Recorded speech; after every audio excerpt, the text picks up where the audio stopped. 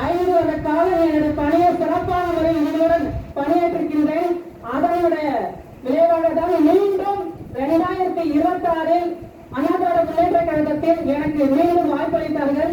ஏன்னா மதுராந்தக தொகுதியில் அவர்களுக்கு நிச்சயமாக வெற்றி வாய்ப்பு இருக்கின்றது என்று ரிப்போர்ட் போனதுனாலதான் எனக்கு அண்ணா திராவிட முன்னேற்ற கழகத்தில் மீண்டும் வாய்ப்பு கொடுத்தார்கள்.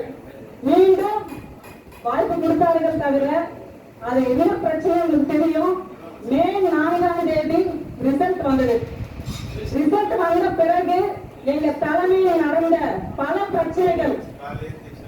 நான் ரிசைன் பண்ண அன்னைக்கு பதவி, சட்டமன்ற பதவியை நான் ராஜினாமா செய்கின்ற பொழுது ஊடகங்களிலும் பல்வேறு ஊடகங்களில் தெளிவாக விளக்கத்தை கொடுத்தேன். இருந்தாலும் இந்த தருணத்தில் எனது மதுராந்தக தொகுதி மக்கள் அனைவரும் வருகை தந்திருக்கின்றீர்கள். உங்களிடத்தில் நான் பதிவு செய்ய கடமைப்பட்டிருக்கின்றேன். மே 4ஆம் தேதி ரிசல்ட் வந்தது. 2 நாள் கழிச்சு எங்களை தலைமைக்கு வர சொன்னாங்க. நாங்க போனோம். போன பிறகு அவங்களுக்குள்ளே மொத்தமே அதிமுக பாத்தீங்கன்னா 45 சட்டமன்ற உறுப்பினர்களா வெற்றி பெற்றிருக்கோம். பொதுச் செயலாளர் எடப்பாடி உட்பட அவர்களுக்கு என்ன முடிவு எடுத்தாங்கன்னு தெரியாது. எல்லாரும் பாண்டிச்சேரிக்கு அனுப்புனாங்க. பாண்டிச்சேரியில மீண்டும் 4 நாட்கள் பாண்டிச்சேரி இருந்தோம். 4 நாள் கழிச்சு மீண்டும் எங்களை வர சொன்னாங்க. சரி, நாங்க போனோம். போன பிறகு அங்க உள்ள பல்வேறு பிரச்சனைகள் நடந்தது. என்ன தெரியுமா? திமுகவுடன் கூட்டணி செய்து கூட்டணி ஆட்சி அதாவது திமுகவோட ஆதரவோட கூட்டணி வைத்து ஆட்சி அமைக்க வேண்டும் என்று எடப்பாடி அவர்கள் திட்டமிட்டார். இது நியாயமாக நீங்க சொல்லுங்க.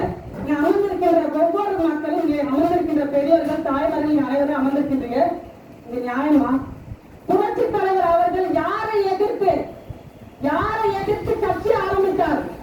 திராவிட முன்னேற்ற கழகத்தை எதிர்த்து தானே கட்சி ஆரம்பிச்சாரு. புரட்சி தலைவர் அம்மா அவர்களுக்கு எவ்வளவு பெரிய அநீதிகளாக நடந்தது. அதே சட்டமன்றத்தில் ஒரு பெண் என்று பாராமல் துரைமுருகன் அவர்கள் அம்மா அவர்களை இழிப்படுத்தினாங்க. அம்மா அவர்கள் மரணத்துக்கு காரணம் திமுக. அவர்களோட கூட்டணி வைக்கலாமா? கூட்டணி வைத்து ஆட்சி அமைக்க வேண்டும் என்ற நிலை எப்படி எடப்பாடி அவர்கள் சிந்தித்தார்? இது தவறு இல்லையா? எனக்கு துடிக்குது. ஏன்னா எங்க அப்பா ஒரு சாதாரண ராமபுரம் தோட்டத்தில் தோட்ட வேலை செய்தவர். எனக்கு பெயர் வைத்தவர் புரட்சி தலைவர்கள். மரகரம் என்ற பெயர் வைத்தவர் புரட்சி தலைவர்கள். என்னோட ரத்த நாளங்கள் அனைத்தும் சூடாக்கிவிட்டது. ஏன்னா நான் அவரிடத்துல வளர்ந்தவர்.